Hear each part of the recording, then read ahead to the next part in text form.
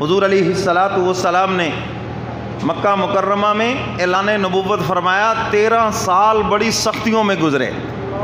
کتنے جی؟ 13 سال۔ اور کس لیے وہ تکلیفیں برداشت کی؟ دین کے لیے۔ کس لیے؟ ہم تو ذرا گرمی نہیں برداشت کر سکتے، ہم تو ذرا 10 قدم چلنا نہیں برداشت کر، مولوی جی بڑا دور ہے، تقریر سننے کو تو دل بڑا کرتا ہے، تھوڑی سی دور ہے، گرمی ہے، گرمی گئی تو سردی ہے، ٹھنڈ بڑی ہے جی بس اس لیے نہیں آ سکتا۔ یہ ہمارا مزاج، ہم اتنی سی تکلیف بھی برداشت نہیں کر سکتے۔ اور میرے محبوب نے اس دین کے لیے 13 سال شب و روز تکلیف برداشت کی، اور صرف اپنے جسم پر نہیں، یاروں کی تکلیفیں بھی برداشت کی ہیں۔ صحابہ کو کہیں شہید کیا جا رہا ہے، کہیں مارا جا رہا ہے، سوشل بائیکاٹ کیا جا رہا ہے، یہ ساری تکلیفیں برداشت کی ہیں۔ میرے محترم سامعین، اسلام ہم سے قدم قدم پہ قربانی مانگتا ہے، اور مسلمان جب تک قربانی دیتا رہے گا خود بھی بلند رہے گا، اسلام بھی بلند رہے گا۔ اور جب یہ قربانی دینا چھوڑ دے گا بس پھر وہی حال ہوگا جو ہم اپنی آنکھوں کے سامنے دیکھ رہے ہیں، جو کچھ ہم دیکھ رہے ہیں۔ اللہ اکبر، 10 سال گزر گئے اعلان نبوت کے بعد، اور ہر تکلیف، ظلم و ستم برداشت کیا۔ میرے محبوب کے دل میں بات آئی، چلو یہ نہیں مانتے کو باہر ٹرائی کر کے دیکھ لیں، باہر کوشش کر کے دیکھ لیں، یہ نہیں مانتے شاید کسی اور کو سمجھ آ جائے۔ اب باہر بھی جائیں تو جائیں کہاں، کدھر جائیں؟ میرے محترم سامعین، اللہ تعالیٰ چونکہ دین اس کا ہے اور وہ خود قرآن کا محافظ ہے، آج ہم دین کی یا قرآن کی حفاظت نہیں کر رہے بلکہ قرآن تو ہماری حفاظت کر رہا ہے۔ یہ جو ہم بچے ہوئے ہیں نا، یہ ان مدارس کی وجہ سے جو بچے صبح و شام اللہ کا قرآن پڑھتے ہیں، یہ قرآن کی اس برکت کی وجہ سے ہم بچے ہوئے ہیں۔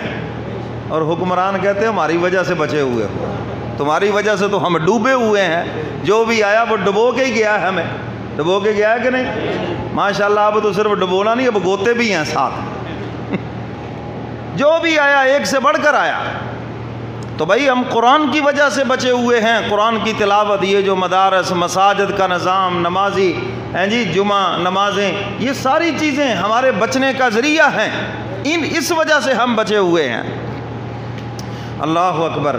تو میرے محترم سامعین، ہجرت کے 10ویں سال میرے محبوب نے پھر یہ ارادہ فرمایا کہیں اور جا کر، کسی اور طرف جا کر بات کریں۔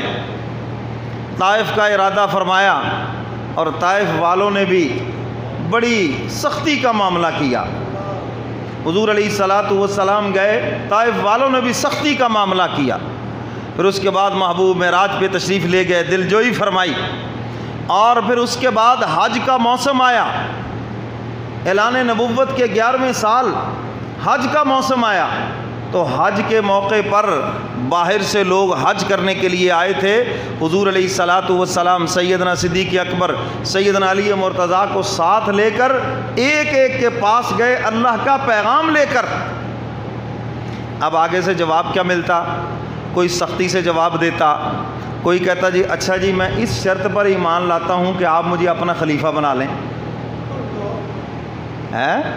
حضرت تھانوی رحمۃ اللہ علیہ فرمایا کرتے تھے کچھ لوگ ہمارے پاس مرید بننے کے لیے نہیں آتے، پیر بننے کے لیے آتے ہیں، ہمیں پہلے پیر بنا دو پھر آئیں گے جی یہاں پر۔ وہ اس نیت سے آتے اس لیے ان کو فیض ساری عمر ہی نہیں ملتا۔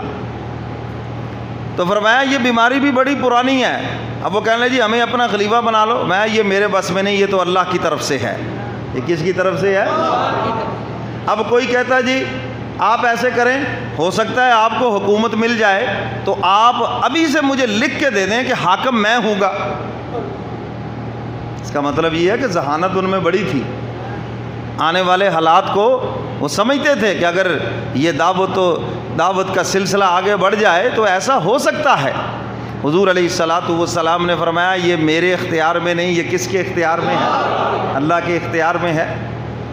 تو میرے محترم سامعین، مدینہ منورہ سے آئے ہوئے لوگ کچھ مسلمان ہوئے، یہ نرم دل ہیں شروع سے، اور آج بھی اللہ ہم سب کو لے جائے مدینہ۔ اچھا جنہوں نے نہیں کہا نہ سے وہ جائیں گے 2050 میں، اور جنہوں نے کہا انشاءاللہ وہ اسی سال چلے جائیں گے، سب کو ہو انشاءاللہ۔ تو مدینہ کے لوگ روز اول سے نرم دل ہیں اور مکہ والے سخت ہیں۔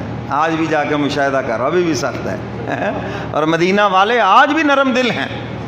آپ کچھ سودا سلب بھی لیں گے نا، ان سے کہیں ریٹ کم کر، وہ کر لیں گے، کوئی بات نہیں، چلو ٹھیک ہے، ہیں جی۔ مدینہ میں جائیں، مدینہ میں کھجور منڈی ہے تو وہ ہاتھ بھر کر کہیں گے ہاذا حلال، یہ حلال ہے، ماشاءاللہ۔ پھر ہم پاکستانی خوب حلال کرتے ہیں، پھر اس کو مفت کا مال، مال مفت دلے بے رحم۔ ہاں، شوگر والا بھی کہتے چلو مفت لبیاں کھا لو جی، کوئی نہیں، مدینے دی ہیں جی۔ تو میرے محترم سامعین، آج بھی وہ نرم دل ہیں اور اس وقت بھی نرم دل تھے۔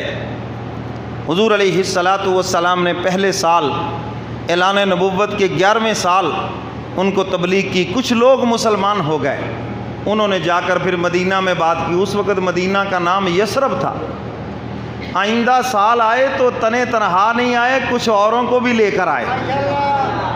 بس یہی میرے محبوب کا انداز ہے کہ جب آپ کو حق سمجھ آ گیا ہے تو پھر اوروں کو بھی ساتھ لے کے، اپنے اوپر ہی نہ رہیں۔ اس کو کہتے بے فیض، بس اپنی ذات تک ہی فیض رکھا، اور فیض کو آگے پھیلاؤ۔ جو چیز تمہیں سمجھ آئی ہے اوروں کو بھی سمجھاؤ۔ جب کسی کو کوئی گناہ سے روکنے کا موقع آتا ہے تو ہم کیا کہتے ہیں؟ اوہ سانو کی جی، جیڑا جتھے لگیا انہوں لگیا رہن دیو، نکل جاؤ اس بات سے، نکلو گے؟